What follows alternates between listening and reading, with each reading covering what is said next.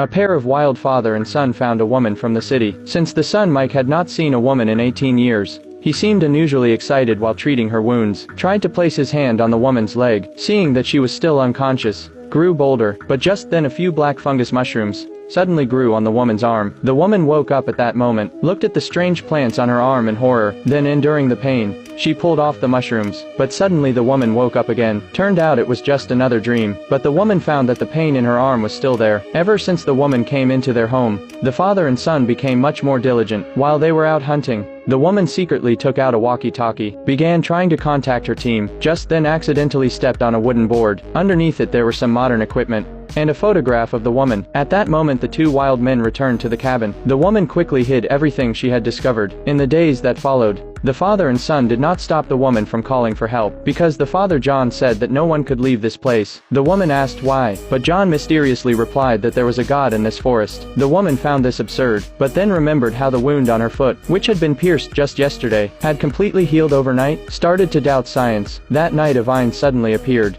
and tried to crawl into the woman's body. Fortunately John covered her mouth just in time. The woman narrowly escaped the danger. Meanwhile the father and son had already grabbed their weapons and stood on guard. It was obvious that an unknown creature was approaching the cabin. After the woman understood the situation, John immediately got up and stood on guard. But just then another vine appeared beside the woman. At the critical moment, John slashed the vine with a knife. Then he immediately covered his mouth and nose. Turned out the vine was filled with terrifying spores. At this moment, Mike kept staring at the door, because the real monster still hadn't shown up. Mike knew the monster wouldn't leave so easily, so he cautiously moved toward the door. Suddenly a monster covered in mushrooms burst straight in.